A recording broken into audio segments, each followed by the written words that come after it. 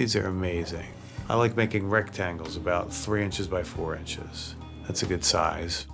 Fill these 2 inches long and leave a little bit of a space at the end, or I like filling them the whole way and actually just pressing the ends, because for me that actually seals them nicely.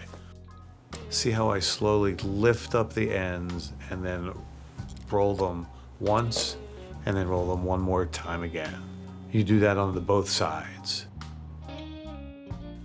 One flip over and then one more flip over, and they ought to meet right in the middle.